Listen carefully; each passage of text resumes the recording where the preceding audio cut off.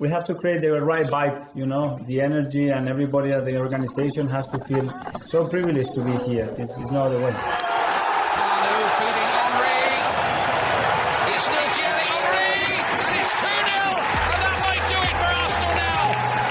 Thanks for listening to the Purely Arsenal podcast. Please follow us on Twitter at PurelyArsenalFP for all the latest Arsenal podcasts. Welcome to another edition of a Purely Arsenal sit-down podcast. It's a special one. We've beaten Man City. It's a full circle for us. Neil Shah, welcome. How are you? Oh, mate, I don't know what to say. I've got no words for my emotions. Cloud9 doesn't quite cut it, but Ake certainly didn't have a good day, did he? It wasn't okay for Ake, was it? It was not okay for Ake. I'm also joined after 12 games without a win against City in the league. 7 for Mikel Arteta, in fairness, 12 overall in a row. I'm also joined by James Johnstone. How you doing, James? Got you up and early. Yes, no, it's good to be here first of the season. I know it's been hard to get on with you guys, but yeah, it's always a pleasure to be here. So yeah. But especially after a win like that as well. Yeah, it's just one that we've got to all be back for if we can make it. Anthony was supposed to be up. He woke us all up an hour early. Oh, well, you two up an hour early, but he's fallen asleep. So I'll be laying into him after the edit, of course, for the podcast. But boys, where do we start? I mean, it's a huge game going into it. We didn't have the greatest preparation. A bad performance in midweek. I don't think we want to say too much more on that other than that. Bad performance, a bad first loss of the season, and bad that we lost Bukayo Saka, which we didn't know about until, an hour before the game, thanks to Mikel Arteta's mind games, etc. So we'll get into the lineup stuff. But it was a monumental game going in. We knew they had De Bruyne and Rodri out, but we also knew we were going to have some big players out, and it turned out to be Bukayo Saka being the biggest one of them.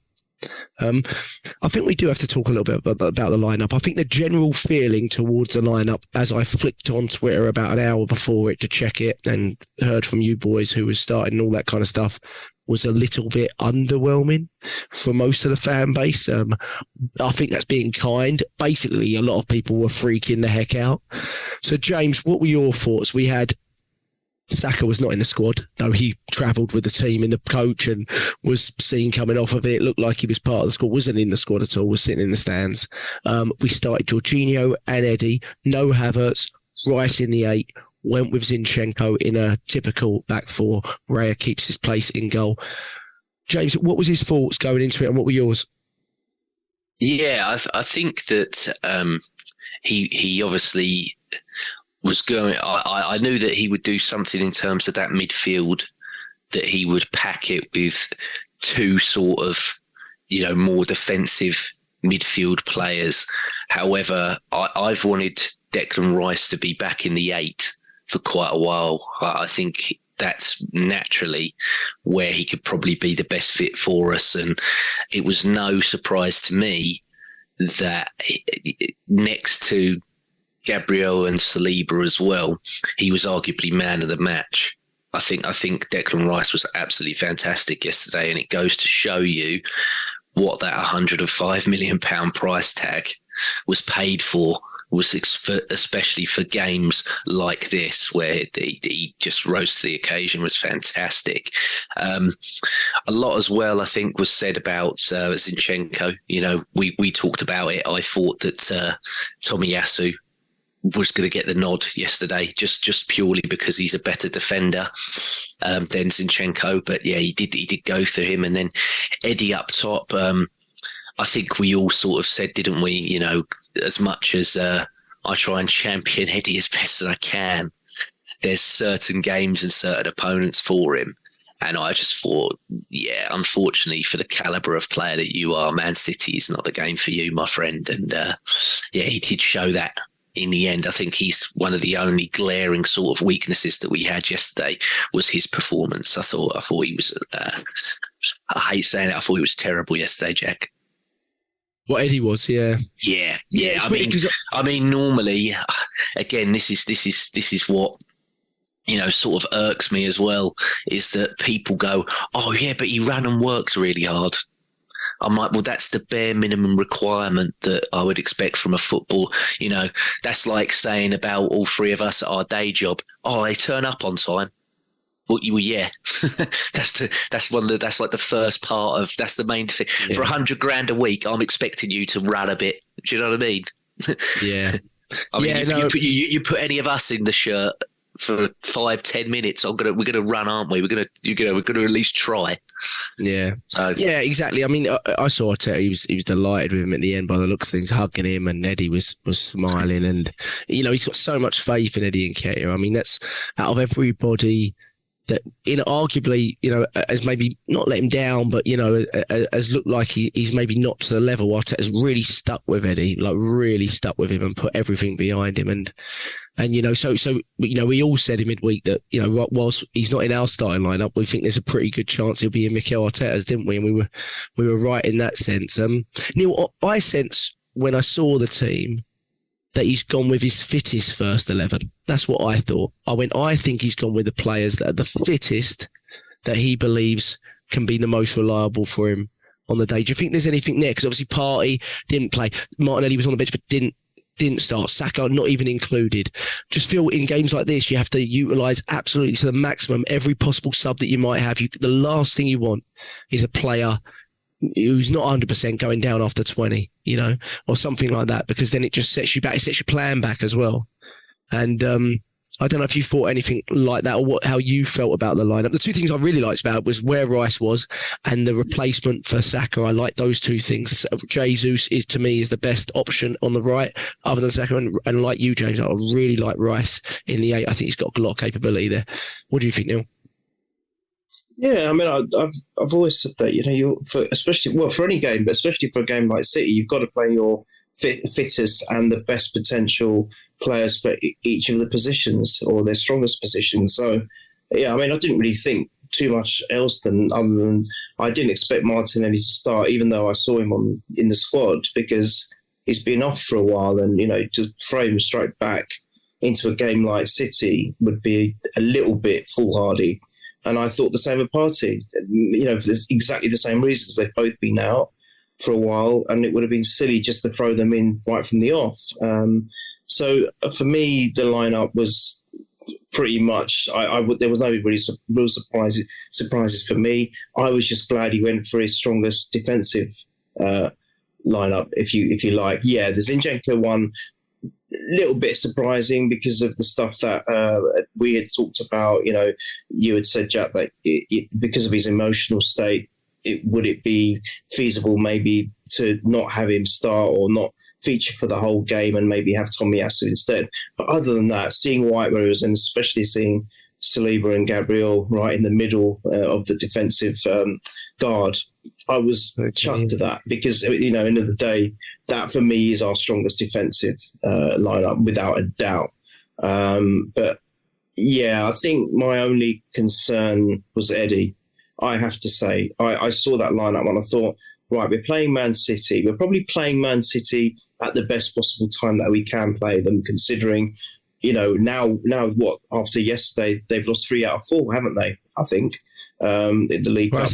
Us. Yeah, so and going into that 2 out of 3, and I thought, well, this is a great time to play them, if any. Not only that, because obviously they've got the there's no Rodri, there's no De Bruyne, and all right, yeah, we didn't have Saka, we didn't have Martinelli, we didn't have Partey, but at the end of the day, I think they're missing those two players. There are not that many weaknesses in that team, are they? Then to have that, we'll take anything. So I thought that was a great chance. So no, you've got to play your best players at every point possible. You have to, and the fittest one. So I'm glad that they didn't start, and as it transpired, them coming on when they did made the world of a difference for us. So no real surprises from me. Just Eddie, I just don't think, like what James said, I'm really sorry, I just don't think, for where this club is going, I don't think he's the right person up there or in there. And that's a really horrible thing to say about him, but I just don't. But Arteta's not seeing it, as you said again. And I saw it. He's hugging him and everything at the end of the game. Absolutely. He really likes him. For some reason, I don't know. I can't see it. obviously I trust the process and I back the manager, but I don't know what it quite is with Eddie. But I think if we were going to have seen something amazing from him or stepping up that level, I think by now we would have seen it under this Arteta team. And I just haven't. And I don't know if that's really bad of me to say, but I think it's he loved Lacazette so much because of he wasn't like as proficient goal scoring. I know he had that one season, didn't he? But I think that was before Mikel got there. But yeah, he was. You knew from Lacazette, like I said, it was he works so bloody hard, but he just doesn't. It used to infuriate me because I'd be like, yeah, Lacazette works his socks off. He's backing himself into people. He's getting kicked. He's getting pulled. He's getting this, but he gets back up and he just works so hard for the team. And I think that's something that Mikel will look at. He'll be like, yeah, maybe numbers wise, he's not prolific. But it's everything else that he's doing. It's that other side of the game that I appreciate, and the sort of dog work really that he enjoys. But for me, I'm old school. We all are, aren't we? We're all old school fans, and I want my number 9 to score goals. And he's shooting blanks at the moment, is he? He had a terrible game yesterday to the old Terminator and 4 hybrid. But when you've got a calibre of individual that gets 46 plus a season, you need at least a 30 plus person at your club if that's what you're competing with. I think people don't understand the magnitude of what we're competing here. We get a bit we're getting very sentimental over certain players, but this is like the Man United 99 treble winners, but they're also backed to the extent financially by a country that has no limits. So you've got the spending power that completely obliterates the 99 treble Man United side, but they're arguably a better team as well than the Man United 99 treble side. So it's just that's the level. It's huge, isn't it? Yeah, it's huge, and we'll see with it. I think that will be probably something we revisit in the summer with Eddie. For now, he's clearly going to play a big role in everything we do, and I don't think that's going to change necessarily. I think he's probably had more minutes early on in the season than we'd like him to, but I mean, we've literally had at some point Saka, Martinelli, Trossard, Jesus all out injured. So touch wood. Our fitness in terms of our starting 11 in the front 4 area, improves from this point onwards, because that's been really quite challenging. I think there's been a lot of reason why our creative numbers have been so down. I think there's other issues, but I think that's one of the biggest ones. Last season, I don't believe we had an attacking injury early on in the season until Jesus is hit. When the World Cup came around. So that was a long period where that front 4 played together and created that cohesion, Before we go into the start of the game, and when you were biting your nails for the first 20 minutes wondering what the heck's going on, we should just talk about how big this moment is to win it. I mean, we already know we've won it. So before we get into the tactical part of intricacies of the game, I mean, I just want to know what your sort of, when it happened and we'd won it, I was quite emotional, Neil. I was, when we scored, I mean, you get emotional when you score anyway. But I remember sitting down thinking, almost like a weight's being lifted, almost like, even though I felt we'd won it. I felt, now I look back, I was like, I never really feel we'd won it before the final whistle. But because it was a game of so few chances, I just felt, well, we're not going to let it slip here. That's the key moment kind of thing. And I remember thinking like that, and we don't know how massive it could be. It's only 8 games in, but for the group and for the confidence, just thought it could be huge. But Neil, how did you feel? Sense of relief, proud? I mean, all those things probably.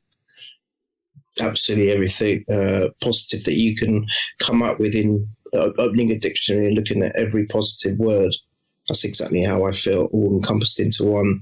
I mean, you break it down into 2. So if you're talking about when we scored and the win at the actual result at the end of full time. Yeah, when we scored, I mean, that's just raw emotion. The ball. I didn't believe it at first. I sat there, and in fact, it's my mum that started screaming, which is really shocking because she's gotten more and more into the how can you say that the brigade of supporting Arsenal each time play. It's like, it's simply because of, I suppose, my passion over the many decades that I've been supporting them. But ever so, she's always keen to watch the game with me now, and she's like she just started screaming yes, and I'm like, and I just looked at her, and I looked at the screen, and it was like a delayed reaction, because I just thought, are they going to call VAR for something stupid?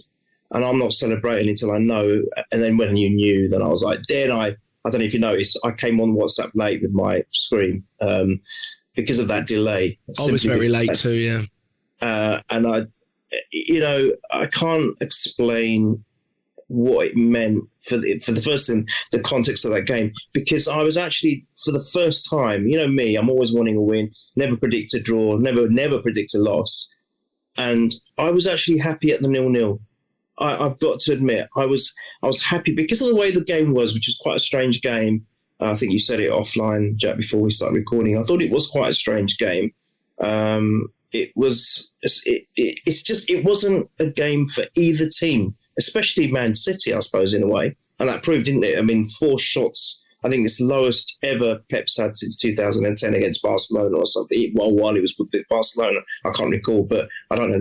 James obviously will know those facts. Yeah, never had less than 5. Yeah, yeah, with City since 2010.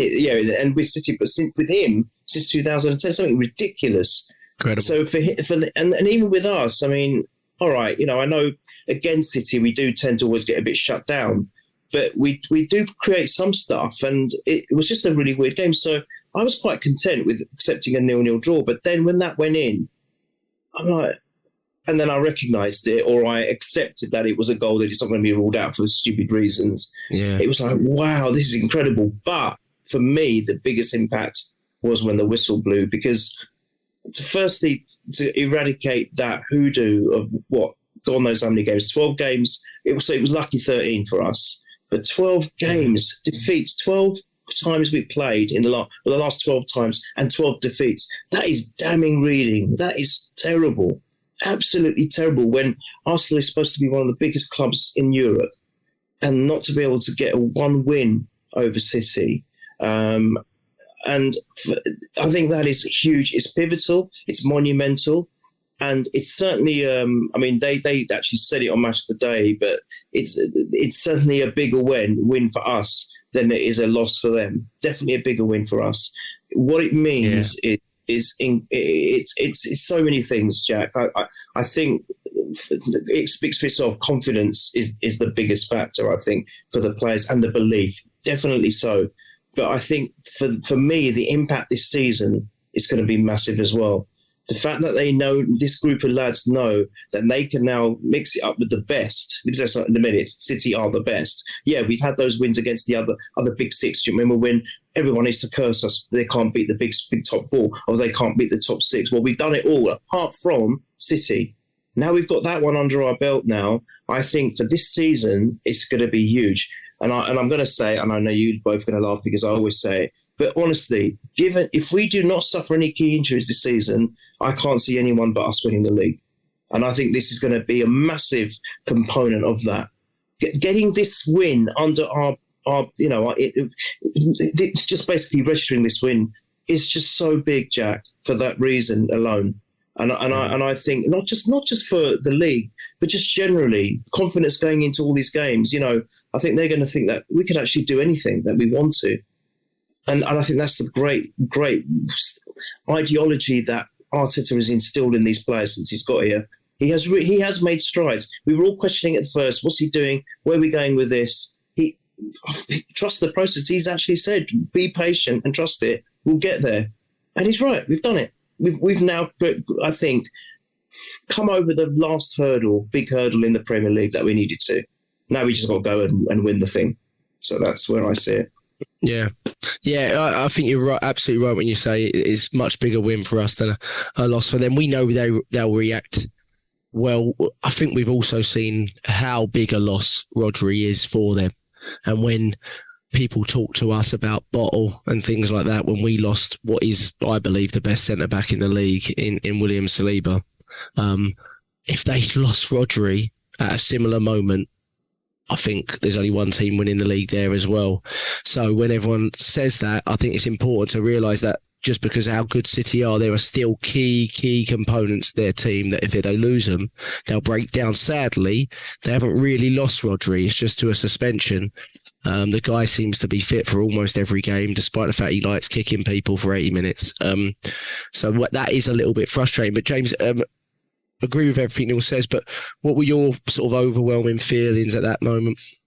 Yeah, I just want to say as well, like you've made a great point there about Rodri, because some of the analysis that I've seen hasn't been about how good Arsenal was. It was all about how Man City didn't have this one. Man City, so it was just like, well, they didn't beat the proper Man City, and I hate all that, Jack. It winds me up. You can only beat what's put in front of you, and we have, and it's a monumental win for us. I know it's early in the season, but to get that win is so important, just for the reasons that Neil stated, and I won't go over them again because Neil's, as per, he smashed it out of the park. But for me, last season when we lost Saliba, I know me and you, Neil, we were stringing it for as long as we could.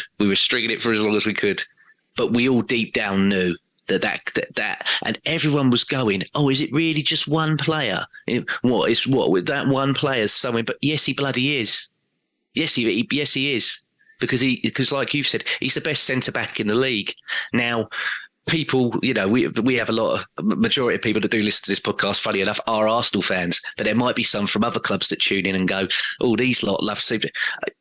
Trust me, for the channel that I've got as well, I'm watching every team to try and balance myself out for this Premier League reviews that I'm doing. So I've seen everybody, and he is the best he is the best centre back in the league. There's no question. There's no debate about it. He's that good. I mean, there was a bit yesterday where he messes up, but then he still sort of spins it round and then dribbles it out and plays the pass. So I'm like, he even fouls elegantly. Like when he messes up with style and grace. It's unbelievable. I've never seen somebody that can muck up but then mop it up so quickly, so calmly. And that's the other thing I want to say as well, is last season we had so much more of the ball, but we ended up losing that game massively. But now this season, for as much as I don't feel the attacking play is as fluid or as potent, and that could be, like you said, we've had at least 4 of that, front line constantly chopping and changing. I do like now this feeling of calmness and this control defensively, which I think is improved with the addition as well of Declan Rice. I mean, if you want to throw it back just quick, I was so impressed with the Palace game after Tomiyasu's red card, because they put 18 or I think it was 19 crosses into the box, and with the 10 men, we defended that so well. And I think yesterday, just both of them at the back, as well as Rice in front of them and Jorginho in front of them. Okay, yeah, in the first half he gave the ball away 9 times, but I thought he played so well even on a booking, Jorginho. Yeah, got it early with that foul on Foden, didn't Yeah, because we all knew if they're going to send someone off, they're not going to send off Kovacic. They're going to send off Jorginho. They'll send him off before, So, but I was so impressed with just the control and everything else. And I lambast his subs. I think sometimes he makes them too late. Sometimes, but Neil, earlier, both of you. All of them, when they come on, all contributed to the goal. Right, Partey pinged that long ball in. Tomiyasu, I don't know why Tomiyasu was in that position, but he fancied himself. He had a go, and then he gave it a quote from Arteta on that. Yeah. Havertz laid it off, and Martinelli, who he brought on as a sub, finished it. So does the rest. He got everything. As lad as I am, when he gets everything wrong, I've got to be lad for when he gets it right. And he got all his big calls right yesterday. Yeah, everything's spot on. I mean, when you look back at, even if I was apprehensive about the lineup, I mean, when you look back, everything was spot on. And if we were going to beat City finally in the league, perhaps this was the way it kind of had to happen. I mean, I predicted 3-2, but in hindsight, I mean, it was really difficult to see a game like that, because we, like you said, we have looked so much more when we do concede a lot at home, but overall we've looked so much more defensively stable. And I guess because of the lack of creative numbers, you don't necessarily talk about that positive as much, but it has been. I mean, 6 goals conceded in 8 games, largely all due to individual errors rather than territory being conceded, like you're under pressure. There's not been really games like that or times like that. We've really controlled everything and been pounced upon because of a misplaced pass or a lack of concentration, right? So, and it felt like, if we were going to concede in this game against City, that was the way it was going to happen too. It was very interesting, but the start of the game, despite the fact that I felt we controlled the game largely beyond the 20-minute point, at 20 minutes or first 20 minutes, there were some nervous concerns with Arsenal. That it felt like they were pressing us really intelligently, Neil, and we looked a little bit dodgy at the back. And we can't really. The biggest sort of clearest issue to a lot of fans will be David Raya. And I know, Neil, you were very frustrated at that moment in time. They had a couple of big chances early on because of this. They had the corner really created the 2 big chances. Ball cleared off the line by Rice, and then Ake, which is a fantastic, probably the best chance of the game, to be honest, that balloons over the bar from a Haaland flick on. So vital that we didn't concede that early on as well. But Neil, I just wonder what your thoughts were, because we were trying to pull them into the to the press so we could play out of it. But it was very nervy, and it looked like Raya was taking the brunt of it, really. Yeah, I think that was the tone. It was a very strange setup for me in respect of how the game plan or how the play was actually unfolding before our eyes, and it looked like we were. For me, there was many words that came in my mind. There was obviously nerves.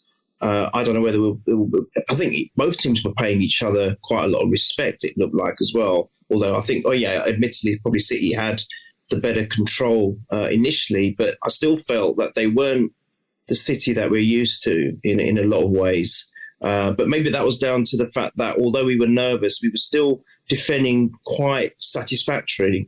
I've got to quickly just give a shout out to the way we defended, because, like you said, it's something that we don't touch on a lot, but I think defensively, not just as our defence, but as a team, we were defending quite well. There were times when even the attackers were kind of really pressing onto them and not letting them giving them much space. So, people can go on about it's not the same City and and they weren't playing like they normally do. But the fact is, I think our waves of us are from our defence midfield to our attack. We were all involved in helping out the defensive function, if you like. But they were magnificent. And yeah, Saliba is just someone I just want to quickly mention as well. I'm sorry, I'm digressing, but I have to say this. Let's just go back a season, at the beginning of last season, and Mr. Neil Shah said, Haaland, who? Because Saliba is going to nullify him. I remember saying that, and I said, just watch. This guy is so damn good for some of the reasons that James mentioned earlier. I said, I'm not worried about Haaland. We only played City twice in the league, and we've got Saliba, so I ain't worried. Fortunately, Saliba was injured, and he couldn't feature. Now, look at the 2 recent successes we've had with City. Who was there in defence, commandeering it, commanding it, doing what he does? And sorry, Mr. Haaland, was it the first time he didn't have a shot on target? Oh dear, that's a shame, isn't it? 0-0. Yeah, because Saliba with his shoulder checks, which is something most defenders are afraid to do against the big cyborg. Sorry, as good as Haaland is, sorry, mate, Saliba's a better defender, and you know it. And he was livid at the end, wasn't he? Oh yeah. The fact that they were kicking off at the end just goes to show. I was smiling big time, because that showed me we've got you, we've rattled you, and that is the reason we're taking your title away from you this season. So just watch out for that. But I found it. Sorry, going back to your question. There was a point to this. I thought that for me, it was nerves. The biggest overriding thing for me was nerves. I just thought, Jesus Christ, we are again, for me, playing the badge. We are again playing the team. We are again playing the occasion. Guys, we're at home. This is our fortress. This is our home. Don't play the badge. Don't play the occasion. Just play your game. And I didn't see that initially. And I'm sorry to say, I know, Jack, you were saying, and probably quite rightly so, that it wasn't just Raya. But for me, it all stemmed from him. The nerves that I felt stemmed from Raya. It just didn't look comfortable for me. And look, all right, he rectified it in the second half. I have to admit, a lot better performance in the second half. But the first half, especially the first half hour, oh my God, every time it was going at the back, and I know that's the way we play. That's our strategy. We play from the back. But every time we were doing that, I was going, no, please don't do that at the moment. Just get the ball out there. Because to me, it didn't look stable. It didn't look like we had any authority. And most of it for me stemmed from Raya. You know, he made that error where he allowed, I can't remember, was it Alvarez? I can't remember who came and almost nicked the ball off him. That on another day, that would have, on another day, that ball would have gone in. And that would have been a different game for us. The one that led to Rice clearing off the line, and by the way, Rice was magnificent, but him clearing off the line and then Ake ballooning it, again, it was all coming from, I think, an error from Raya. And I just thought, you're right, guys, if that ball had gone in, or if Ake's shot had gone in, I think City would have gone on. And you see, with me, the last, again, I'll shut up in a second, but the last recent defeats to City, there have been some games, not all of them, but I think majority of them, we've actually gone toe-to-toe with them initially. For the first 20, 25 minutes, we've held our own. And all of a sudden, they score that first goal, and that's it. It's an explosion. It's a conveyor belt of goals. And I was actually saying to myself, didn't tell anyone this, just keep it 0-0 at half-time. I remember very much, it reminded me of that game again in Anfield 89, where George Graham was telling his players, listen, guys, I know we have to get 2 goals, or win by 2 clear goals, but if it's 0 at half-time, you're there, you're getting there. And I was feeling the same way. Just keep it 0-0, or just do not score. Do not concede. And I think if that Ake goal had gone in, I think it would have been a very different game, and not a positive one for us. So thank God he fluffed that, but it all stemmed from that Raya mistake. And I don't know what it was with him, and Arteta has backed him for that. For that, he's really come out and said it's all my fault, which is strange. But yeah, anyway, I felt, for me, it was nerves. That was the biggest factor for me. But you guys might disagree. No, you felt that, and sorry, James, go ahead. But you felt that a little bit against Tottenham in the big game as well, maybe early on in the Tottenham game as well.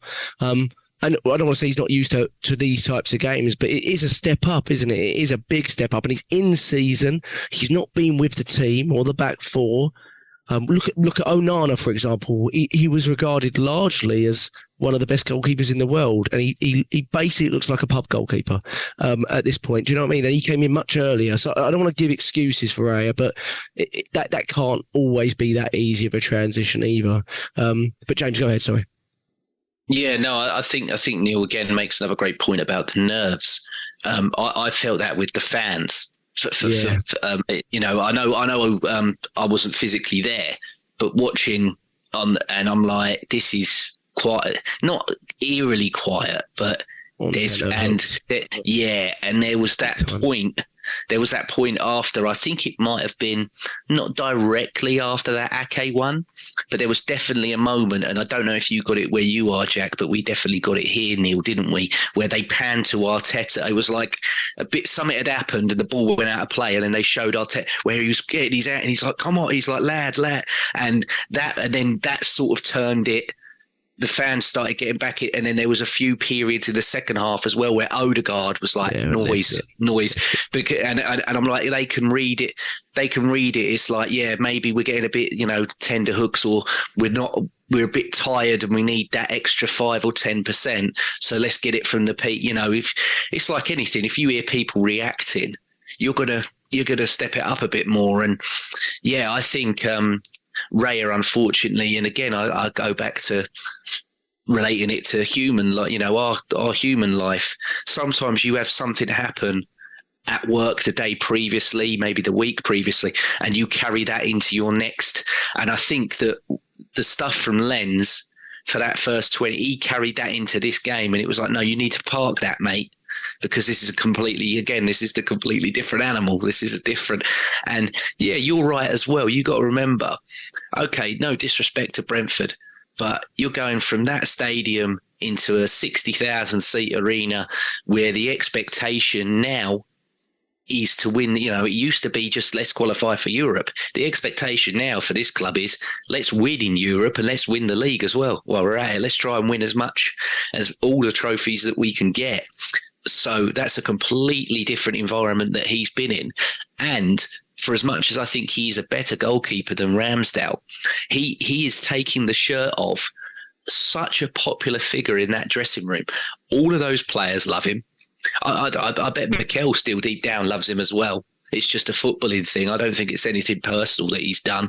And he was someone that, okay, you know, he got us very, very close last season, Ramsdale. There were games where, if you look at Liverpool, I don't think we got that. I don't think we would have got 1 point. I think we would have got none if it weren't for his saves against Salah and everything else. But this is the thing now, is that, like I said earlier, there's no room for the sentimentality when you're competing with these juggernauts that are Manchester City. So as much as I've got to train myself into that, I think the players and other fans are doing it as well, and it's producing the results. And yeah, I think and I think you put it on Twitter, didn't you, Jack, as well? For as much as you can look at his first 20 to 25 minutes and slate the guy, his last 15 minutes in that second half were incredible. Yeah, I wouldn't say, you know, dark arts or shithousery per se, but his time management was superb. And as much, you know, I've seen it, especially it was in the game before as well. If you remember the Brighton Liverpool one, there was a period where Brighton had pushed so far forward, and he launched one to Salah, who was just sprinting, and it luckily, I think it hit Salah on the back, and then the Brighton guy mopped it before he managed to bring it round and turn. But yeah, there was a few yesterday where in that last 15 minutes, where Raya was just like, I'm going to go complete, like I used to do to Ivan Toney, which got them so many big points against the big six sides. I'm just going to go as long and direct as I'm, borderline route one to whoever. And yeah, it was just like, yep, just keep pinging that, because City, you know, they weren't used to it. They didn't like it. They didn't like us going direct. Well, I think what's really telling is Arteta's comments on Ray, because that's what really matters, isn't it? I mean, in the end, and he goes, the height that he played, he's got big ones, talking about, you know what, but courage, we'll say courage. When the crowd go like this, other players, they start to kick balls everywhere. I said, make sure you don't do that. He didn't do it. And in the end, he was rewarded. And I mean, I do agree with those comments to a degree, but that to me is quite damning for Aaron Ramsdale. I mean, it's hard to not take those quotes as slightly towards Aaron Ramsdale, I think, unless, you know, I can't see how it is any other way. But it's also really interesting to hear what opposition managers think of your goalkeeper. And one of the first thing Pep said was, David Raya is really difficult to deal with because he can play short, but then he can also play long. That's basically what he said after this game. And it's a game that a lot of Arsenal fans, rightly so I think, will feel David Raya was a big part of the concerns we had in that early portion of the game. But he could have crumbled, and he rose to it, I thought. And many a goalkeeper crumble at that point, and they put one or two in their net. And I watched the Brighton game too, and I think Alisson's the best goalkeeper in the league. And I'll tell you, he was proper dodgy for their first goal, and he's been for a couple this season. So it happens to everybody, those moments, you know, those Lons moments where you clear it out, and it was a poor pass, of course, but it's pretty clear that Mikel Arteta is 100%. And all this rotation and I mean, it's all nonsense, isn't it? He's his number one. But he's a completely different character of Aaron Ramsdale, who's like you said, grabs the attention of everybody and is super likable to fans. I still really like Aaron Ramsdale, but I do think David Raya has something about him. He has this calmness about him generally, eradicating the first 20 minutes. But generally speaking, he has this calmness about him. And I thought as soon as Havertz and Martinelli came on, he had an outball for his long balls. It looked like he had an outball for his long balls, because before that, if he was going to go long, he was going to Trossard and Eddie. They're not going to win anything against basically 6'5" centre-backs across the whole back four. They're not going to win anything. So he could only really go short, and there was no option short. His most annoying ball to me was the one that he played to Rice, where he got caught in the middle of the park. It reminded me almost of what Ramsdale did against Southampton, and I got really annoyed there. But that for me. I always hate seeing when you play a ball directly into a press, because it does make you shit yourself, for want of a better phrase. It's such a, they call it, don't they, hospital passes or ambulance passes, wherever you're from. But I can't stand stuff like that. But again, the other indicator that I will say as well is when we won, and obviously the music's blaring and everything else, when Arteta comes straight onto the pitch, who's the first one that he embraced? It was Raya, wasn't it? Was it? That was the first. He seeked him out straight away, didn't he? And it was a big hug. And again, I go back to what Neil said. I think you said it on Mike's show as well, Neil. That presentation and everything for him was not the presentation of someone that is be a second choice goalkeeper. You were like, alone. It was, it was like I had finally got the guy that I always wanted. It felt like, and I mean, look, like you said, he rose to it. So got to praise him in the end. He did very, very well. I mean, it's 3 clean sheets out of 4 in the Premier League. I mean, that's you can't argue with that too much. But Neil, go ahead. Yeah, one thing that I was that took me by interest, it was personality. Something about personalities just came to my mind. Now, wasn't it Tommy Asu literally came on in an interview, and he was almost damning himself. He said, I should have scored that goal. And he's almost like saying, it's my fault. And I don't know, if something about that resonated with me, and I thought, that's really humble of you. That's really big of you and brave of you to actually come out. And it immediately enhanced or heightened my likeness for the guy. I thought, that is really big. You got big balls yourself to actually go on air and say, do you know what? That's my fault. I should have scored that goal, and it's all my fault. And he was basically trying to say that. And then I watched Raya's interview yesterday. It's on the Arsenal website. And at one point I was thinking he's going to say at some point that, look, initially I was nervous and I led to a couple of errors. He didn't make any allusion to that. He didn't. He almost like was just talking very professionally and almost like pragmatically might not be the right word, but almost it wasn't him talking about himself kind of thing. It was someone else. And I'm wondering whether Arteta's had a word with him and said, don't, whatever you do, kind of try and blame yourself or say anything which is negative about yourself. I'm wondering, because that potentially could send a message of weakness to your, to the rest of the league, if you like. And it's like, don't say anything like that. And it was it's an interesting point. I don't know if anyone else, it might just be me, but I noticed that. And I thought he didn't condemn himself at all. Yeah, he's very, very good in his interviews. I remember when he done, what was it, the first, what was the first game that he played? When he not ever, I don't know if it was Everton. It was it was the Champions League PSV, wasn't it? When he played in that one, and they were like, "Oh, you started." I think the journo, I use that very loosely, was trying to, run a story here and starts, ruffle a few feathers. And he was just like, well, Aaron Ramsdale was the goalkeeper that got him here. Yet you got the and he just basically, Raya, confident as you like, went, speak to Mikel about that. He said, speak to Mikel. He went, I don't pick. He said, manager, and he went, I'm a person that does my job. So he went, I got given the shirt and the gloves, so I'm playing. He went, don't ask me.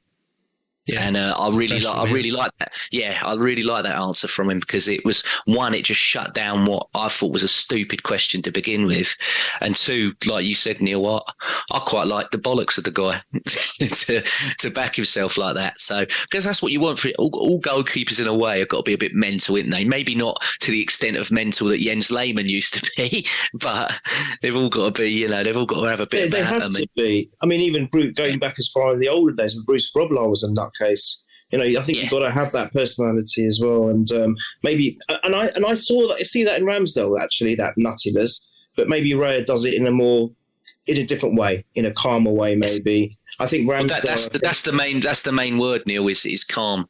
If you look at the Brentford game in the Carabao, there's that moment where Ramsdale makes that fantastic save, but the ball's still bobbling in the box and it's still sort of in play, and he turns around and he's like that to the Brentford. But I'm like, yeah, not when it's still in play. Like, I love you, Aaron, but that sort of thing, not when it's still in play. Like that's he's the main emotional. thing. He's more emotional, and I think he wants to get involved more. He's the kind of person that just wants to be involved. He's seeing all these other teammates do amazing things, and he wants to be involved. Yeah. He really is that kind of player. I'm not saying Raya doesn't want. He reminds me a lot, kind of thing. Yeah, he reminds me a lot of Joe Hart in. And the aspect of the frame and the caliber, but he's such a better technical player than Joe Hart ever was. Trust me on that. But Joe Hart used to be so good in it, but it was mainly when he was being peppered. Like if you were consistently peppering Joe Hart, that's when he rose and made all the saves. But then when it was quiet and he wasn't involved as much, that's when he started to try and do certain things. And I get that with Ramsdale compared to Raya. I think, like you said, Neil, Raya has a more calming quality to himself. I don't know if that's because he's not English, and he's been here a very, very long time, and he probably does understand the banter and the side of it, but he doesn't want to engage in that side of the game. Whereas Ramsdale, I think he loves, and there's nothing wrong with that. I quite like that Ramsdale gives it back to him, because you hear and they're chucking coins at him or they're chucking drinks at him. And he's typically at his best when he's super active. Exactly, and Arteta doesn't want his goalkeeper to be super active, does he? He doesn't want that. That's not the game that he's trying to progress us to.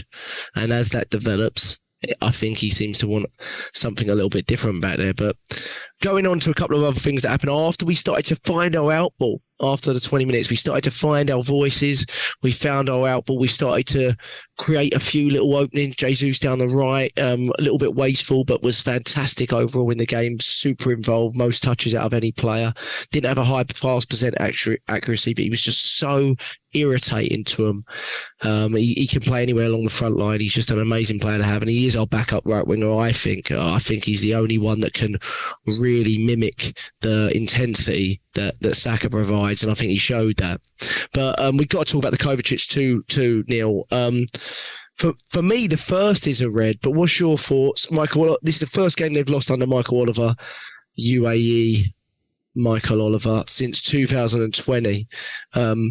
But when you combine the two, it's one of the worst decisions I've seen all season when you combine the two. The first one, you could say, some people have said, maybe you give them the last warning there because it's so close. But what is incredible about both of them, if you collectively look at both of them, is that neither of them forced him to actually go over and look at the monitor, which is absolutely incredible, which means VAR agreed with him that 3 or 4 people, whoever they are, we release the audio, Neil. But it was terrible, wasn't it? I'm asking the wrong person because I'm just going to come up with words of corruption, bias. I wish I could swear on this podcast, but I'm not going to. I will refrain. But sorry, that was a red because it just was, as far as I'm concerned. I'm only speaking from my point of view. Mr. Danny Murphy, no, that wasn't a red. And the referee did the right thing because he's Northern and he understands these things. What are you talking about, you stupid? What are you talking about? Because he's Northern, he understands these things.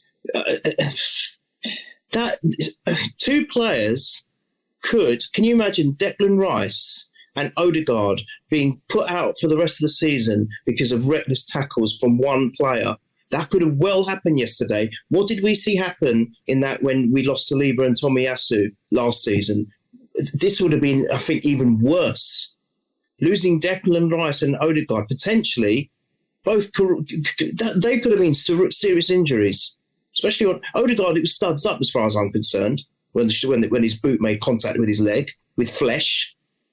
And you're not even giving a red card, as you said, Jack, not even being asked to go to the monitor. And everyone's trying to justify it. Yeah, but it always looks worse in slow motion. But that's the whole point of the damn monitor, to look at it and to see it. What are you guys are just talking nonsense. That for me was a red card. Yeah, if people want to argue against it, fine, you go ahead. But yeah. I saw that as a red. He should have been off then. But right, forget that. No, we won't put him off. We'll let him carry on. Within seconds, he does the same things as Declan Rice. Sorry, referee, that player should be in the front of your mind, and you're seeing the same guy do it again, and you're waving it on with your arms like that. Almost as if you're saying Declan's dived. I'm really holding back. I'm sorry. They were both... He should have gone off. If he didn't get it, he wasn't off for the first one. He should definitely have been off for the second, without a question or a shadow of doubt. The fact that he was still on that pitch. Now, can you imagine if he scored the winner? Right? I would have wanted a replay. You know, the crazy thing... I'm too angry to talk about it. But. I was livid. In the first one. The second one sent me over the edge, to be honest. But you can't talk about this without talking about the Curtis Jones one, because it just happened and all the uproar. And it's worse. But the reason it's worse is because Curtis Jones is on his feet. Kovacic is off his feet. He's sliding in. Curtis Jones gets a little bit of the ball. Kovacic takes Odegaard from behind, gets none of the ball. And they're both leg-breaking tackles. So it's not... Curtis Jones got upheld. They didn't even consider appealing it. They knew it was reckless. It was a terrible challenge. And this one's worse. This one's worse in almost every aspect. And that's incredible. When you combine the two, we shouldn't have to, but when you do combine the two, it gets quite laughable. The only saving grace in this, and I did think about it during the game, but then it quickly went out of my head because I've got ahead of myself. I was saying, imagine if we win this against 10 men, that the narrative will be horrible in a sense, because it will be you only beat. There would have been an asterisk next to it, yeah. 100%. Absolutely, and I'm so glad in hindsight that he didn't get sent off, and we still won the game. That shouldn't be a reason not to be. We should still be receiving all the apologies. I mean, Liverpool had already received about 12 apologies from Stockley Park and you know, everywhere else. PGMOL, Howard Webb had called all the family members in by this point. So, and it shouldn't change that just because you won or lost the game. The incident is the incident, right? So send out the same apologies, if you like. But James, what you thoughts? Yeah, you make a great point, because they've set the barometer with that Curtis Jones one, because they've gone like, yes, like you said, he is looking, his eyes are on the ball, but they're like, when you make that impact with, you know, the studs up and everything else, like, you, regardless now, it's a red card offence. And I'm like, well, he's done it twice. And you haven't sent him off, you know, fuck the 2 yellows. Sorry, Neil, I am going to swear. Fuck the 2 yellows. He should have been straight red for the first one. Right. It's absolutely ridiculous. Like you said, it's from behind. He's not going, unlike Curtis Jones, he's not playing the ball.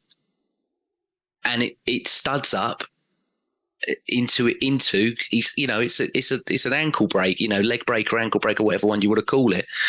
It's reckless. It's absolutely reckless. And I'm telling you, from where it was, with everything that happened last week, Michael Oliver, and we know UAE Michael Oliver yet, but as he got told beforehand 100%, look, after last week, mate, try and keep this 11 versus 11 for, you know, let's have it. Let's just have a fun.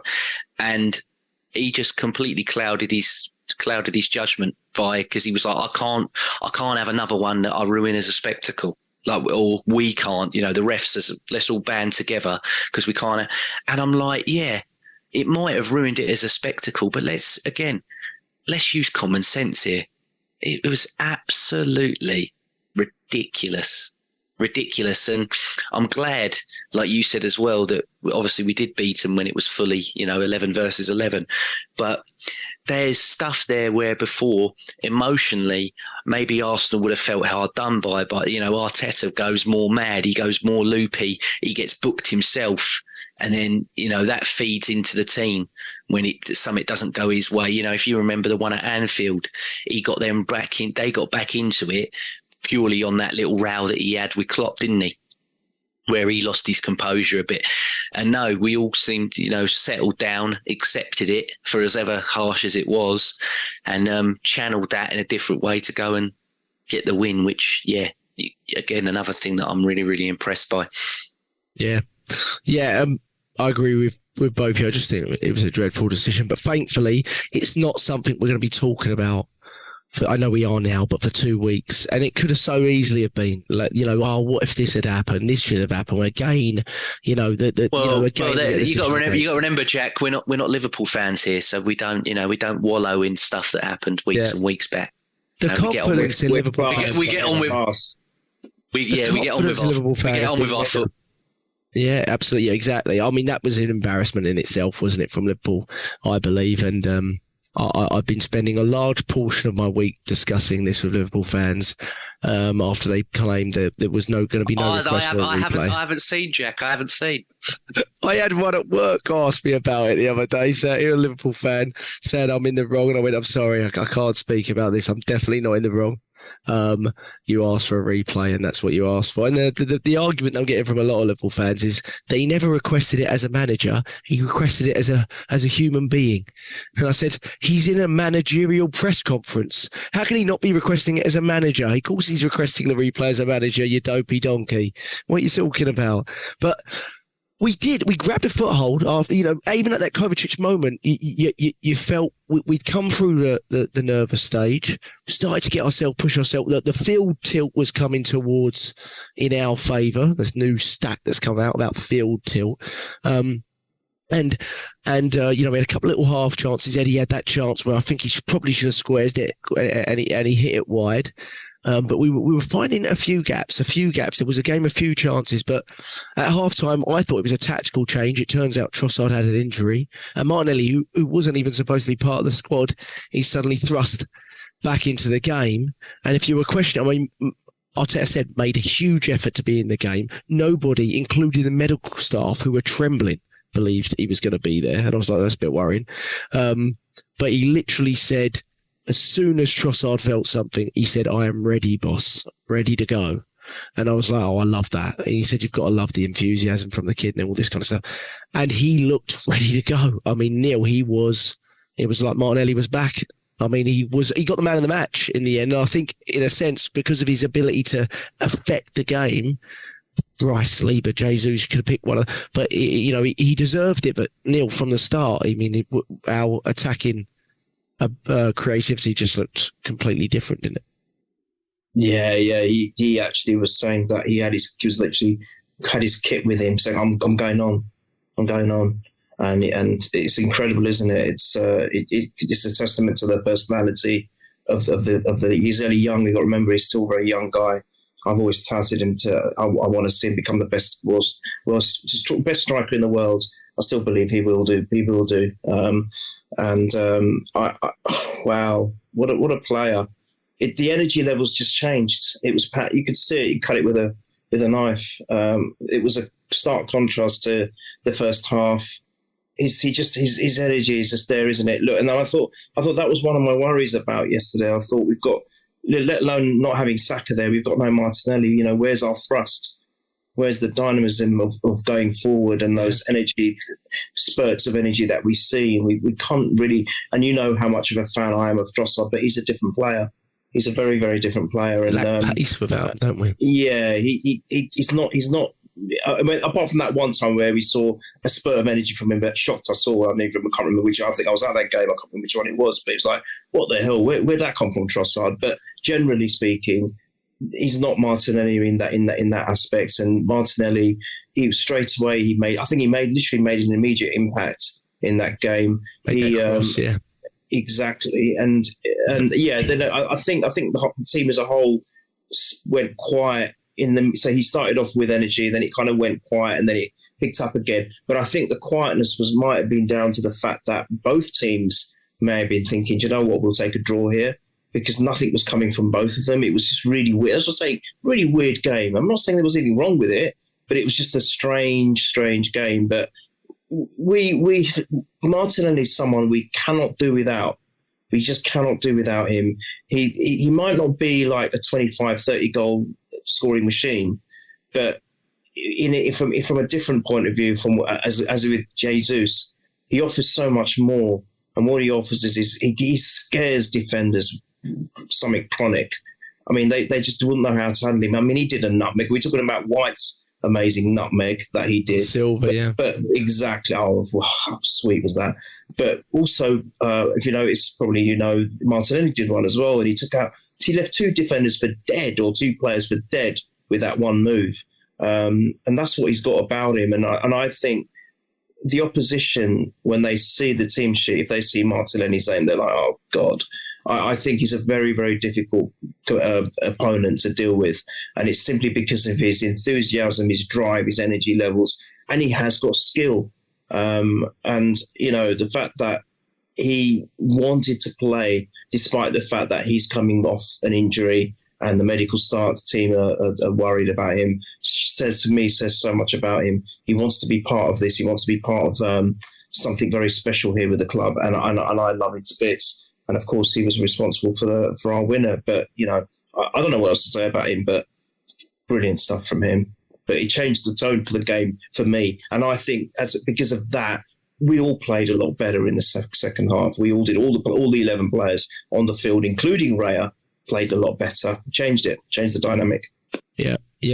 James, Martinelli is a fantastic player. Again, we've been 3-4 weeks maybe out from him. Trossard didn't really have an opportunity to get involved again. A bit like the Tottenham game, I think, where he came off maybe at half time as well. Which a little concern. He picks up a lot of muscular injuries, Trossard. I think it's third or fourth in a short time with us.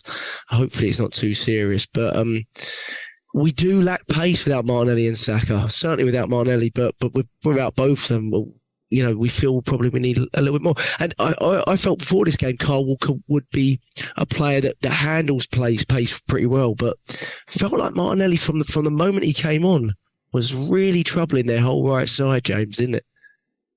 Yeah, I think it's not necessarily just the pace; it's the trickery as well.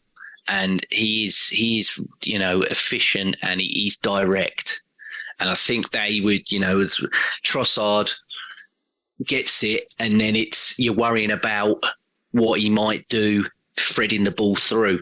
So it's very much as if like Neil and that was saying, he's not going to run at me, but he's going to try and do something. I've got to maybe think about who's behind me and my centre-back, because he's going to thread a ball through an eye of a needle. Whereas with Martinelli can thread a ball through an eye of a needle, but he can also smash you in the foot race. So you got a bit more to think about. And like you said there, with the medical team trembling, they probably didn't, as much as what I say about Arteta and the meticulous amount of prep. People call him Prep Guardiola as well as Pep Guardiola for the levels that he goes to. We saw their Amazon documentary and the bloody lengths that he went to with Arteta there as well. But that's all from his directive. And maybe they did no preparation for Martinelli whatsoever. So when he did come on, it was a bit like, oh, bugger, okay, they've all played him before and they know him, but there could have been a bit there where they're like, oh, bugger, we didn't expect Martinelli to be out here today. So go play your game, he's come on. Yeah, he's come on, and so we got to try and figure that one out. And yeah, he was brilliant when he did come on, I thought. And like you said, we finally had an out ball, and we took full advantage of that. But Yeah, I will say as well. Going back on what we did earlier, I did enjoy like Neil said, the fact that they were so rattled. I mean, there is the clip going around of Foden, and they're like, "Oh, he spits on the back." I don't think he deliberately spat on the Arsenal crest. Yeah. I think most players just, they do that sort of throwaway, like little. They all spit anyway, so I don't think he deliberately spat on the Arsenal badge. But that whole little sect of them. I'm like, the set piece Jova guy, he was at a City, so he knows all them lads, and he literally goes to shake Walker's hand, and Walker doesn't, sore loser, who took the cheese out of your quiche, mate? Do you know what I mean? And he just completely, and that set Haaland off, and that set that one off, and like I put in the group as well after the game, I think there was. Some have said that they punched the woman in the wheelchair, then tipped the chair over, and others are saying they just tipped the chair. Absolute dicks, mate. Like, you've won a treble, and you lose one game away at Arsenal, and you can't take it. You can't take it. It's just a joke. Absolute jokers. Yeah. And I hope she might not listen, but if a friend of hers or a family member of hers does listen, I hope she's okay. Because that looked bad, didn't it? I couldn't believe, mate, when I read it. Some of the stuff going on, tipping someone out of a wheelchair. Unreal. Yeah, it's probably unreal. I'm glad I didn't go. Because if I saw that, I'd have lost my head. Yeah, that's shocking, isn't it? But just I'm trying to remember a couple of things. Martinelli. It's literally as soon as he first got the ball, we cut inside, tried to give it to Jesus, but it was a good ball. It was just over his head. Then he had another little move down the left where he shot straight into Ederson. But you just felt at that point the game had started to change. And I think from the first minute you saw the lineups, especially on their end, where they decided not to start Grealish or Doku, which was very interesting. And it actually made me more comfortable with Zinchenko starting because I was like, yes, because I thought, Doku or one of those two would have played on one of the sides. But you felt from the get-go the subs were going to be a really, game changer on one side or the other. And it felt very cat and mouse. We made the one, they made their triple sub, and then straight afterwards, within 5 minutes, we made our triple sub. I want to say I think as well, with Martinelli actually coming on and taking people on and everything else like that. I think that sort of spurred Jesus on as well, because for the majority of that game, he didn't want it with Vardy for me. And that's why I was like, I'll get Eddie off and put him back up top, because he's not interested in having this duel with Vardy at all. He just, every time he got near him, it was like he didn't fancy it. And I think once he saw Martinelli come on and beat him, he was like, oh, right, okay, well, if he's doing it, there was that one, wasn't it, where he should have laid it off to Rice, because then Rice has just got to tap into an empty net. Yeah. From Jesus, didn't he? But he didn't see the pass. But there's a hard part there, James. He does a lovely little turn on the ball dropping from the sky. He sends Foden for a haircut, right? Lovely little turn, and then he does that a lot, Jesus, doesn't he? He does the really hard part, and then you like square it, and Rice is getting mad, isn't he? Cut it back, but he gets a little bit. But he's so active, he's so involved. Vardy could have been got at. He's a man mountain, he's a beast, but he could have been got at. I felt, but you're right. I felt he was very active, but second half, Jesus really sort of came into a new dimension, really. But wasn't it interesting? Didn't you find it interesting, Neil? Because I think Doku looks like a proper player, to be fair. And he brought him on, and he obviously saw that we still had White on the right, and he put him up. But we still had Zinchenko on the pitch, and he put him straight on Zinchenko. And I think within that 5 minutes before Zinchenko was subbed, they maybe got the ball to Doku like 3 times. Within that fight. And Zinchenko, didn't he do fantastically well? He did fantastically well, Zinchenko. I think he took the ball off him 2 of those 3 times, and the other one he just stood up. And I was really impressed because, you go back to the Liverpool game away, and when Trent sort of put it through his legs, and Zinchenko's, been argued for a long time, he's a bit of a liability against a tricky wide player, and where he has to sort of sit back into his box a little bit. And I thought he did fantastically well. Obviously, he was pulled off soon after it, Zinchenko, but I thought he did really, really well up against Doku. And he did, because he immediately switched him back to the other side when Tomiyasu came on, and Ben White, nutmegged him and had him in his pocket as well, which was fantastic. But very interesting. They made the subs of Doku, Nunez, and I'm forgetting the third. And we made our 3. and Neil Alfrey plus the fourth in Martinelli were all absolutely key. I mean, we can break it down a little bit. First of all, Thomas Partey. Neil, I mean, he sends the ball, but it's so important to have Thomas Partey back. And I think that is going to be, if they're fit, our best midfield three. I mean, they've not played together more than a couple of games this season. I think they played together against Forest, but Partey was doing the right back inversion sort of thing. So I don't think you can really call it. But I think that is our best three, Neil. Partey, Rice, Odegaard. If you have that for most of your Premier League games, you're going to be there or thereabouts, aren't you? We are definitely, we're winning the league, but we'll definitely win it with them three in the middle. That's for sure. Yeah, perfect. I think the Partey, we've yet to see it yet properly, but we've seen it in spurts, and I think it's a great partnership, Rice and Partey. And if they stay fit throughout the whole season, yeah, I think we've got a real formidable midfield engine there. And then you got Odegaard doing his creative duties. I think it's a tremendous midfield, to be honest. I'm just hoping that Partey stays fit. I think I don't have any real concerns with Odegaard and Rice's fitness, and hopefully I haven't tempted fate here. But yeah, I think that is the go-to midfield. I agree with you on Zinchenko. I think he. It may be a bit harsh to say he grew up, but I felt that he grew up against this City. He's been a bit emotional in the previous encounters. And we were all a bit worried about that, but I thought he was tremendous. And I don't think his substitution was anything because he was doing badly. I think it was a pure tactical change to try something different. And of course it worked. It panned out perfectly. A lot of times Arteta has been condemned for his substitutions or his timing of his substitutions. Yes, sometimes he's also got it right, and we've lauded him and congratulated him on it. But I think the ones that were made yesterday were spot on. All right, the Trossard Martinelli one may have been forced a little bit because of an injury, unless it's not an injury and he's just playing the international game like all the other managers have done, and he's learned the lesson that, yeah, all our players are injured and none of them are going to international duty. Stuff you. My club's more important. Come on. Yes, that's what I'm all about. Yeah, I love that. Playing the game, aren't we, finally? Yeah, but all right, look, if it is an injury and he was forced, but to be honest, the timing of those three, I think were great, and the impact that they all had were great. And Partey, when he's on form and he's doing what we expect Partey to do, I don't think there's a better midfielder in his position.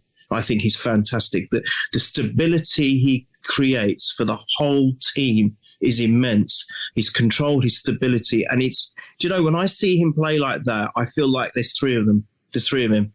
He just controls the whole area. It's almost Saliba-esque. He does it effortlessly. That's how I see it. And for him to come on and do what he did, I think City was scared. Do you know that? I think for the last quarter of that game, they were running scared because it's almost as if, we always say that they can up their gears. And it's like they can be destroying teams in third gear and then they've still got gears to go. What I saw yesterday was a complete change. Or a turnaround. I thought it was us, that we were in a lower gear, and then all of a sudden we made these substitutions and we were like way ahead of them. We were way past them. And I don't care if they're going to be saying that, yeah, but they didn't have their top. Well, we have struggled for years, maybe 15, 20 years, where we've never been able to field our best team because of injuries and whatnot. We've struggled with that challenge for so long. So shut up and deal with it. You just want a treble. So what are you moaning about? As quick as well, it's always games against Man City. Yeah. Whenever we've played, we've always never had what we would, us on here, we've never had what we would want our top 11 to be, especially when, last season it was Rob Holding twice. This one, no Saka. As much as it's like, oh yeah, no De Bruyne, no Rodri. Well, yeah, we had people missing as well, mate. Yeah, so no Partey, no Jesus in the first. Yeah, exactly. So swivel on it. You know what I mean? Yeah, swivel exactly. on it. Exactly. Sorry, Neil. Yeah. No, it's fine. It's fine. So I don't know if you wanted to talk about you were mentioning because you wanted to talk about the goal, but for me, James already kind of alluded to it earlier, but. All four of them. I tweeted three, and then people saying there, but Partey was tough. I missed that bit But one thing that James put in the WhatsApp was really interesting. I looked out for it afterwards. Rice was actually direct. Felt a training ground move, didn't it? A little bit. Yeah, it did. Yeah. He was like a conductor. Rice was like a conductor that you see in an orchestra. It was great that he was waving his hands about saying, "Do that, go on." And it was a great pass. And let's give Tomiyasu some credit.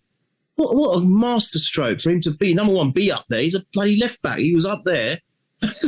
It's almost like a central striker. It just takes a chance, doesn't it? Yeah, great.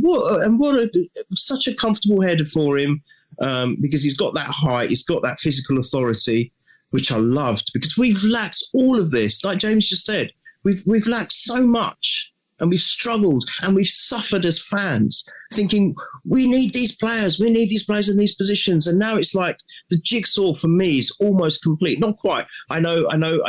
There's always discussions and debates about getting a replacement for Saka. Maybe we need an out-and-out striker, a Drogba-esque striker. But we're almost there. And Tomiyasu doing that. And for me, the one that really melted my heart because he's had so much stick from everyone is Kai Havertz. That was fantastic what he did. It might not have looked much. It might have been over within a couple of seconds, but that was very, very clever, his layoff. The way he controlled it from Tomiyasu's header towards him, and then his layoff was spot on. It was beautiful. And I don't really care if people say, yeah, but it's a lucky deflection or what. The point is Martinelli made it happen. It fell nicely to him, and he smashed that. He smashed that ball. And how many times have City scored with a lucky deflection and maybe won an important game? We made our luck, and it works for us, and we deserve it after all these years of heartache. And honestly, what a substitution masterpiece from Arteta. Oh, fantastic. Yeah, I'm not certain that. I don't want to say it, but I'm not certain the ball's going in from Martinelli. It looks like it's going slightly to the right of the goal, but he gets given it. So I was asking you, James, last night. I was like, is he giving it, did he? And it looks like he's been given it, which is fantastic. Maybe they're anticipating a Roberto Carlos-like swerve or something. But he was hilarious on Tomiyasu, wasn't he? He said, I said, Tommy, where they just put Doku on in the first moment, and then suddenly I see him as a left winger chasing the keeper. And I thought that was really funny from Arteta. But look, Tomiyasu's come in for a lot of criticism. Some people thought he should have been sold over Tierney in the summer. Not us. I don't think you can underestimate the versatility of a player that can play everywhere in the back four. And we also said when Timber went down injured, I think we all collectively sort of felt that was a huge opportunity for him. And I think to a certain degree, he's taken it. He's not played a lot of minutes. He's not started a lot of games. But when he has played, he's looked like the Tomiyasu that we bought, not like the Tomiyasu over the past 12 months that's been in and out because of injury. Even at pre-season, he looked fit. He looked like he was fit, and they were managing his minutes very carefully and all that kind of stuff. And every time he's been called upon this season, he's been excellent. Especially coming off the bench, he's been excellent. And yeah, Neil, you made part of it earlier that after the World Cup, because he was so critical of how he played in the World Cup, and then going into it, but he was like, I think my performances, I've been about a 4 or a 6 out of 10. And it was like, what? I'm like, you 4 or 6? Like, no way. But yeah, he's been great, and it's the versatility because he's played centre back and played fantastic as a centre half. He's played at right back and done that, and he's played at left back. And yeah, losing Timber was such a big one, and for him to just slot in there and be like, "I've got this, boys, don't worry," and yeah, superb. And Havertz, mate, when he come on, he's done exactly what I've wanted. We talked about him as a false 9 option, didn't we, Jack, when we signed him? That's what we thought we bought him for. He's done exactly what I want. I was like, as soon as I saw him coming on, I went, just make an absolute bloody nuisance of yourself. A box smasher. Just get up there. Try and ruffle them a bit. And if you need to, 6'4", smash into some people. Don't get carded. Yeah, just be an absolute pain in the arse. And yeah, he's, like you said, Neil, the control and then the layoff. for someone who isn't, supposedly lacks confidence, he's had a world of, and okay, I think everybody, the majority of them in that Lens game, apart from Jesus and Declan Rice, couldn't come off without, their heads held high. But yeah, in the league, he's got a goal and his assist in the last 2 games. Okay, yeah, it's a penalty and everyone's still trying to slate us for that, by the way, which is ridiculous. But it's a numbers, as we keep always saying on this show, numbers game. Yeah, goal and assist in his last 2. I'm not going to knock it. Yeah, and this moment might be bigger for him than the goal, right? I mean, because it really is a key moment in a really pivotal game and a pivotal moment where the game is, in the balance. And I thought I felt he provided. A lot of us, I think we all did, felt Havertz should have started as the 9 with knowing the injuries we had wide. And I think the only times I've really been comfortable with his play this season has been the both times he's played against Man City, and the only times he's played in the false 9. The concern I have is I don't really believe Arteta sees that as his main position. Well, he doesn't, does he? He's played him in the 8 almost every other game other than that. So I don't think he does. But I think him as that secondary option is a really good alternative to what Jesus is, because he provides something really different. He does provide something different. He's a different stature. He's a different task for the centre backs, and he's very good in the air. He's very good at holding the ball up. He's good with his back to goal. I think it comes a little bit more naturally to him, probably because he's playing that role for the last 2 or 3 years for Germany and Chelsea. But I think if Thomas Partey is fit, I don't think we see Havertz much in the left 8 role, because, if Declan Rice is also fit, I don't see how we do. But then the question is, if that isn't the case, which may well not be, Thomas Partey's going off with Ghana right now already, and he's going again in January. We all know the deal, and we've seen it all before. We've seen that story before. Then we don't have an obvious clear 8 alternative, do we? And that's where I think he'll again be used there, but he's not started in 2 of our big games, Tottenham and City now.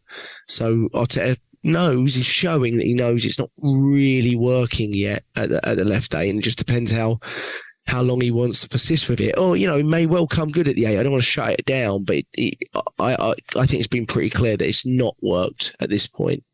But in this game, only 11 touches, but super impactful, creates the goal. And it's fantastic. And the celebrations, I could watch them over and over again. It was fantastic. Lovely little knee slide from Martinelli. Everyone's there. Trossard with his one leg. He's one of the first ones down there. I noticed just on the clip. I thought his hamstring had gone. And he's down there, and everyone's down there. And I think it was the 87th minute, so it was late. It was kind of as late as Mikel Arteta's goal in 2012 that won it 1-0 for us. That was the last time we kept a clean sheet, I think, at home, and won 1-0 against Man City. But you just felt, you got 6 or 7 more minutes to hold on here. And Neil, we held on very comfortably. They didn't create any real opening after that, and they looked like they'd lost it. That's what I felt. When we saw them going back to the centre, Bernardo Silva throwing his hands up, a lot of them slumped in their shoulders. It looked like they felt they'd lost it. And that's big for treble winners who really aren't used to losing at all. It's big, Neil. As Arteta said, the best team in the world in his eyes. And we absolutely destroyed them, ripped the heart out of them. Good. And I'm just upset that we didn't score another one, or even 2. That would have been beautiful. That would have been the icing on the cake, because I think we were probably more well equipped to do so if we really wanted to do that. I just think we were just happy the fact that I would safely say that most of the players, if not all of them, were probably thinking, all right, even if we get a draw now, if it's a 0-0 draw, it's great. It's a great result. It's still progression against this club, but the fact that we scored, and then I think we were so comfortable, as you said. There were, I think you said it right from the top of the podcast. You said, I didn't feel after we went 1-0 that we were going to get troubled, and it's actually exactly that. They were bereft of anything. I think we just ripped their hearts out of every single player, and that was it. It was game over. They might as well just blown the final whistle after that goal, because City weren't going to give anything. after that, and they didn't. They really didn't. And it's so nice to see that. That's why this game is so monumental and pivotal for those reasons. There's so many different layers to it. And that's one of them that I think this is going to hurt them. Yes, I know the last time that they lost 2 in a row, they dropped 3 points for the rest of the whole season, which is quite terrifying. But I think this is more significant. I think coming off a treble win, Gary Neville was saying it, but I said that right from the top of the season, that I thought they've just won the treble. How much more fire have they got in them? And okay, there is the goal of becoming the first ever team in the top flight to win 4 titles in a row. There is that. Yeah, fair enough. But surely you've just won a treble. You've just dominated the league for so long. There's going to be a point where it's going to get not a burnout factor as such, like the Liverpool team suffered, which we all saw coming. But it's just that, how do you still carry on motivating a team? You know, you've done all these things. There's going to be a slight drop-off. And Gary Neville was saying this yesterday, and I that's one thing. I mean, I think he's turned into a bit of a tip lately, but I agreed with that. And I think that is where, and I'm not saying that's the reason we're going to win the league. Of course not. We're going to win the league because we're just going to be so great that, you know, and no one's going to stop us. However, that does fall into our hands a little bit. And, you know, the way we used to, our heads used to drop, and everything used to be, you know, the life sucked out of us. I saw that yesterday when we scored on the City players. And it's just nice to see it on the other side for a change. And the other thing that I think none of us have mentioned so far, we've been crying for a goalless, you know, a clean sheet at the Emirates. What a better team to do it against. A team that normally smacks 6 or 7 against us. And that if it happened to be that we get our clean sheet at home against the best team in the world, that was poetry. Yeah, poetry. That shows if that shows the capabilities of the team, doesn't it? Because we're doing it away all the time, and whether we go a little bit more gung-ho or the emotions get the better of us, whatever it might be, but it's just individual errors. We're not, you know, we're making individual errors, and for some reason that keeps happening at home. But when everyone's on it and, you know, 100% focused, really, we shouldn't have conceded against Man U either, to be honest. That was an error. They barely created anything as well. So, you know, it's not, it should happen more often than it does. But yeah, like the irony of doing it against Man City. But I tell you what, you can see exactly why they wanted to sign Declan Rice, not because of how good he is, but they are really troubled when they've lost Rodri. I mean, what is the point in the Calvin Phillips signing? But secondly, you know, whether it's Johnstone or Kovacic, nobody can do what Rodri does for them. And I don't want to say it because I'm sure he'll come back and play the whole season like he's done for the previous 3, but they've been extremely lucky not to lose him for more than a suspension over that period of time. He's basically been fully fit every game, hasn't he? Extremely, extremely lucky. And that's part of the reason why they signed him. You know, he's very durable, etc. But yeah, it just shows, doesn't it? Every team has a weakness, has a player or two that if they lose them, it completely changes the way they have to approach a game. And the same thing, they lost to Wolves, they lost to us. Look at me midweek when they played Rodri. They look a different side again. They're absolutely ruining Leipzig, who are a very good side. But we win it. The final whistle goes. I kind of run out, but then I see that there's a lot of drama unfolding. Too emotional from City, I would say, after 8 games. You know, I was slightly disappointed that it wasn't fully just Ben White absolutely ruining all of them.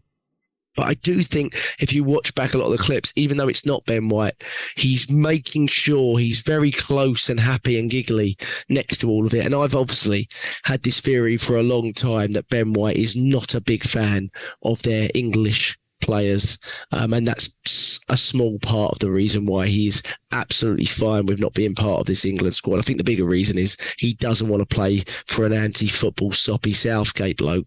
But beyond that, I think the likes of Foden, Grealish, who was, I don't know where he was during the game, down the pub or something, and Walker, I think he doesn't like any of those players.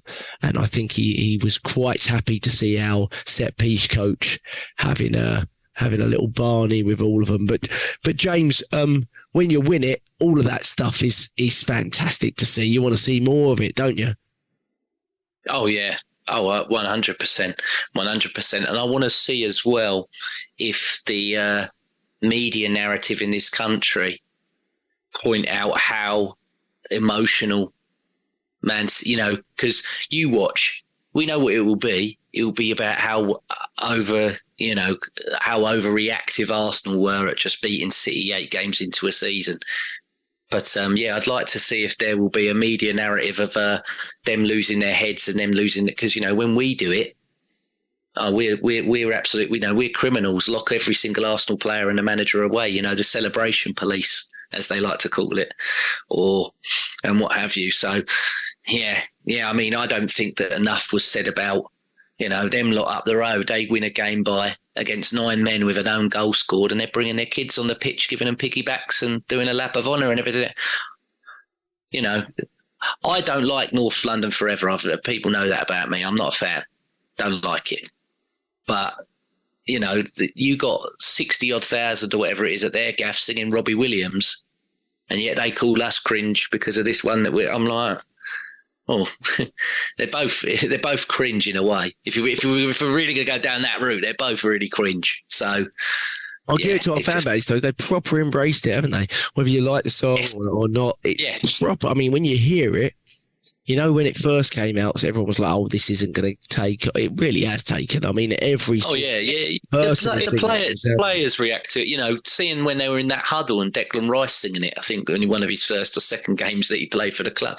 The players and everybody's embraced it, and it goes again to what Arteta said about making that connection. And we'll feel that even, he ain't going to be the manager of this club forever. But after he's left it in a much better place than when he joined. And that's on the pitch as well as off it. Even with the dwindling, allocation. Sorry, I was trying to think of the word. Even with the dwindling allocation for the Ashburton Army, there's still that presence in that ground. And okay, yesterday it did take quite a bit. It was very quiet, I thought, yesterday. But then when it happened, and then obviously the goal on top, especially when we attack that goal, they always run to that little. I don't know if there's one specific person, but they always go to that little sector. A lot of their boxes are there too. You're correct. Yeah, there are, and but they all seem to jump into that one certain space. And there's that one guy, do you remember when Rice got the goal against Man United? Saka actually landed on that one guy, and I think it was Saliba, Saliba's the one you always want to watch in the celebrations anyway, because he's the main one you want to watch. But I think Saliba just mainly went to that one older guy that sits there and was just like grabbing his head, like screaming in his face. So it's quality. Yeah, love it. Yeah, I think yesterday the timing of the song was perfect though. As soon as that final whistle went, bang, they played it again. Yeah, and I thought we were going to go for the Oasis, Neil, just to rub it in. I thought we were going to play the old Stop Crying Your Heart Out. Wonderwall. So that would have been. That would be brilliant. Absolutely boil the piss even more. You know what? That's a really good shout. I wish they'd done that now. But I thought the timing of it was good. Look, I know you're not a fan, James. I actually do get involved and I do sing it when I'm there. I just love the fact that it just gets all the fans involved. I really do. I mean, whatever the song is, it just gives that, I don't know, kind of togetherness with all the fans. I really like it. But yesterday was the first time for me that it really was powerful, because they just played it and the fans started singing straight at that final whistle. I loved that. I thought, yes, we're showing everyone around the world that this is our ground, this is our home, and you're not going to come here and we're not going to mess with us. And it's just fantastic. It was just the emotions that we were all feeling. Everything was great. I think we all must have been in such a great mood afterwards, and it was just brilliant stuff. I really liked. I don't know how or why, but Haaland did an interview as he was walking into the locker room with Sky Sports, and the smugness when he got asked the question of, what sort of challenges do you expect today? Arsenal, one of your biggest challenges, and he said, I haven't really thought about any of that, and they basically hit him back straight away. We went, well, shouldn't you be thinking of that? And he was like, well, we just focus on our game and what we have to do. And he was absolutely livid at the end of the game, Haaland, and he should be because he was absolutely terrible. And, because he was in Saliba's back pocket, but he was livid. He got involved in the Walker stuff when it was nothing to do with him. He was genuinely really, really upset, and that was beautiful to see, considering he's a robot. And it was very good to see because there is a big amount of smugness. And, any side that's won the treble will probably have it, but, we've got to compete against that. And it was very emotional from them at the end for what seemed like very, very, very little. It didn't seem like any player was really doing anything in particular on our end. Even the set P coach, it didn't look like anything really big was going on. But it created a little bit of a bit of a chaos at the end, which was very funny to see from our perspective. Great to see the players coming off at the end, just ignoring it all like Saliba and Rice, and just pumping up the crowd before they go down to the tunnel as well. But must have been an amazing ending to be at. Must have been an amazing game. My brother said it was pretty incredible to be at, and the singing was going on long into the night after the game. But imagine, we go into another poxy international break. I think you boys already said it. Trossard, Saliba, Saka have all been pulled from their internationals. Hopefully, we see one or two more this morning. I don't think Martinelli's been called up. I don't believe. Is it just Gabriel or Jesus? Probably Jesus as well. Yeah, Gabriel and Gabriel Jesus. Yeah, they're both in, I think. Okay. But at least we've got a few more that are staying back. The White, Saka's, Martinelli's, that hopefully, Trossard can recover. Saliba's not going yet. Fantastic. Yeah, for a toe injury. So he had a toe injury and he still bossed Haaland, did he? That was good. So hopefully all of those are minor things. And we're playing the game a little bit. All of these top sides notoriously pull 3 or 4 players minimum out of the international break, and I hope that's just what we've done. It looks like they've all got a little bit of knocks, but hopefully nothing too serious, because I think when we return, we play against Chelsea, who are coming into a little bit of form now. I think we're away, so it's not easy games to come back to, but we've got a little bit of a time before that happens. But 8 games, 20 points out of a possible 24. Nothing gets won after 8 games, despite the fact the people down the road think it does for some reason, but we certainly don't. But we've not been vintage at all. We've not been close to what we were, I don't believe, footballing wise, in the first 8 games we were last season. But here we see it, 8 games in, a pretty tough schedule, I would argue, in those 8 games, with 20 points. And I would say much more to come. Would you agree, Neil? I mean, just in terms of the health of the first 11, there's much more to come, right? I mean, we've had 2 or 3 players out every week, it feels like. So hopefully, you can never say what's going to happen. Hopefully, we have a fully fit squad, bar Yuri and Timber, when we return. It would be nice, wouldn't it? It would be wonderful. And let me just tell you both, we haven't started yet. We haven't started yet. And this is why I prefer this start to last season. Obviously, it's when you're in it last season, we're loving it, and me saying, yeah, we're going to win it, and that's fine. But now that we've got the advantage of looking back and seeing how can we strengthen. Well, one of for me, the fact that we started so fast last season, just literally brilliantly off the line. And we weren't caught until 85% through the season. Really, we were on top pretty much the whole from the get-go. But I like the fact that we started off a bit slower. We're not at our best, and we're going to time it better. We're going to pace ourselves this time, I think. And whether that's deliberate or just because of whatever's been happening injury-wise or whatever else, it doesn't matter. I just like the fact that we're not at our best. We've still got gears to climb. And we have got 20 out of 24 points. I mean, you can't ask for more. We definitely were a better team. We're talking about fluidity. Yes, we were more fluid. And I think it's not just the fact that we had our front 3 or 4 consistent. You've got to remember we had established players there like Xhaka. Xhaka was there and he was doing all sorts of crazy things which we'd never seen before. He was on a different level last season. We had the familiarity there.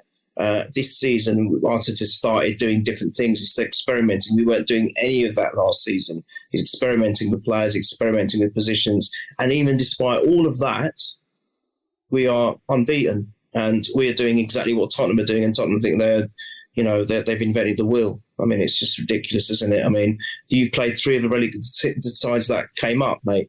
What are you talking about? And in fact, to be fair, we should have beaten them as well.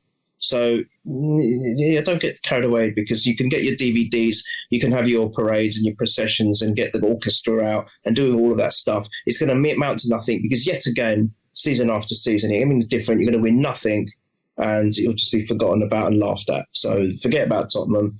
I think we've paced it better this season. There's a lot more to come. And let me just say, I don't know if it's too early to predict against Chelsea. They're going to be tough, but it's going to be the Kai Havertz show against that team. Oh, Kai Havertz show. Yes. Hopefully. I won't do predictions yet, because it is a little bit early for it. But who was your man of match, James, for the game? Martinelli got it, I think, officially. Declan Rice got it from the players, from the fans. Easily Declan Rice. Easily. Again, I go back to what I said earlier. Doing that a lot today. But it's for the lack of the fluidity and everything.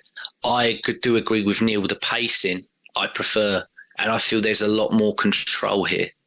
There's a lot more calm and the calmness and control, and it's maybe because there's another year. Or it maybe took them to get so close and then lose it that makes them want it more, to be more astute. Maybe I don't.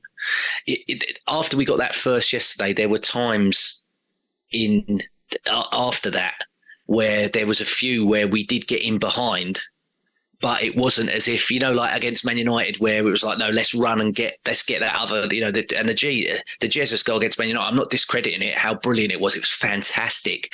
But they were like, no, we've got one, and we've got, it's 1-0 and we've won it. Like, this game is dead. So let's actually run in the core, let's hold it up a bit. Let's just drain that clock down, because normally, like you said before, Jack, we have got emotional and we have got gung-ho. And again, I allude to it, possession-wise yesterday, about 40-something% compared to them.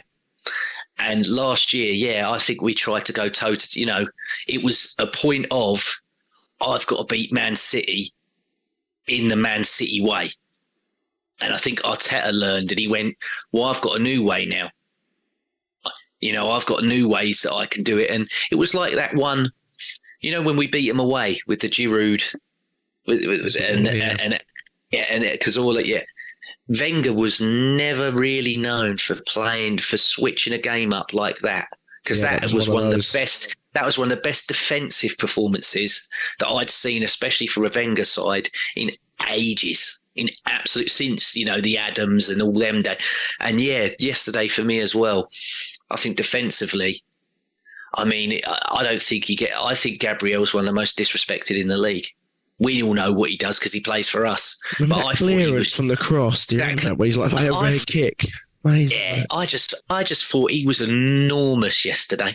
Because it was one of them, they all sort of do it as a collective, but him especially. There was some of the clearances that were made. I think Zinchenko done one, and he was on the floor. But Gabriel, under the arms, lifted, and he was like, yes, mate. Yes. He's the first one to sort of praise and everything and get behind them all. And you can't, we all talk about Odegaard being the captain, but we've got a lot of big characters in there that are, they might not have the armband on, but they lead by example. Like Neil, and you mentioned it on the WhatsApp and everything. That with Declan Rice. That's a guy that was a captain of a club last season. All right, it's basically the Johnstone's paint trophy of Europe, but he still captained his side to win that. And that is, that's just big characters, big leaders. And that is the difference. And that's why I do agree with Neil that will be the quality that will win us the league this year. Fingers crossed. Was it Rice for you as well, Neil? Yeah, I think Rice was tremendous. I just loved everything that he's been doing. He's grown as a player. I think he's growing each game. He's improving each game. He's getting better. And, some of the interceptions, the way he breaks up play, and really strong with it as well. When you think that the ball's lost and he's just there and he can collect it without causing, most importantly, not fouling. He's just so adept at doing that. I think and actually, when we were talking about the first half where nothing really was happening, it was more defensively. If anything, there was one player for me that was trying to push forward. It was Declan Rice. He was trying to do things. I think he's worth every penny. He really is. I know it's stupid money, but my God, what a signing. We are so lucky to have him. He's going to be monumental for us. And I think he's going to stay for a long time. I really do. He did it with West Ham. I think he might even finish his career with Arsenal. If things go well, I can't see him moving. I think he's so enamoured with this club. It's just unbelievable. And the other thing I noticed as well, we were talking about how we can, James, as you were saying, control the game at the end. It was Kai Havertz that ran the ball into the corner flag, and I was cheering him. I don't care if it's anti-football. I don't care.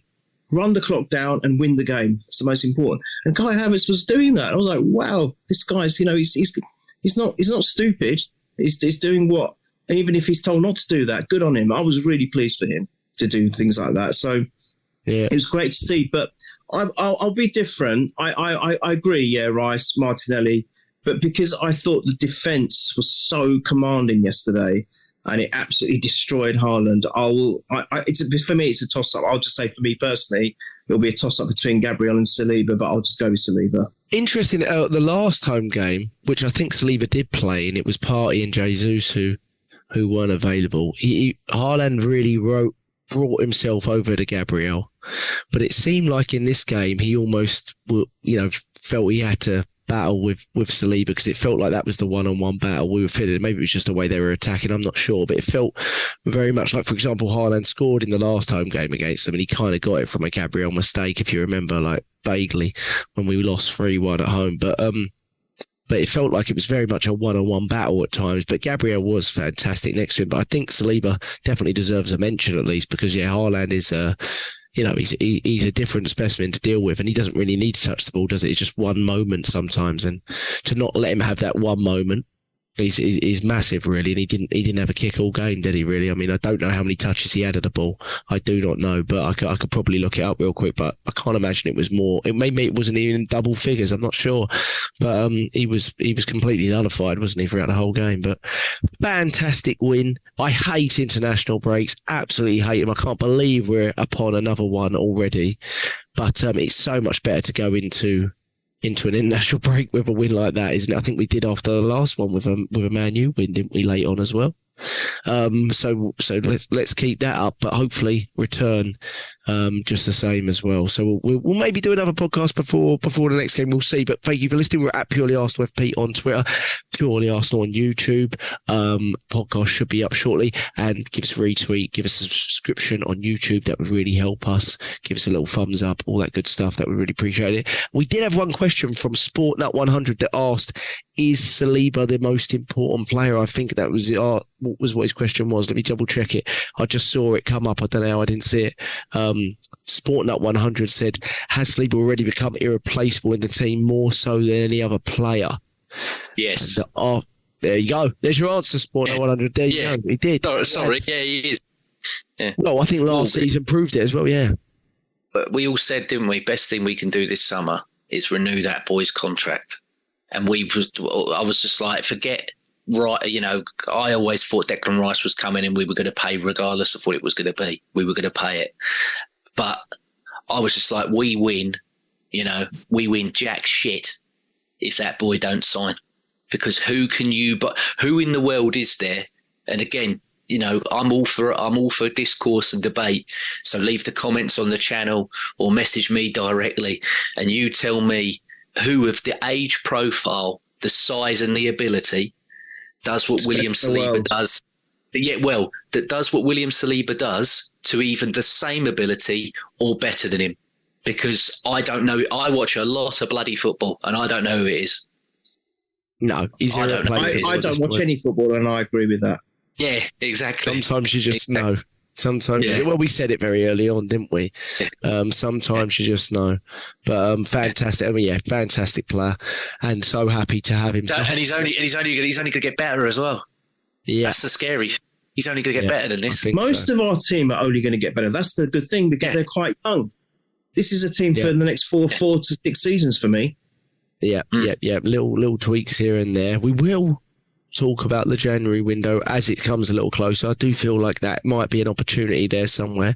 Pedro Neto. Yeah, well, we're gonna have to renew his contract again, aren't we? We're gonna have to give him even more money. We're gonna have to give him even more money.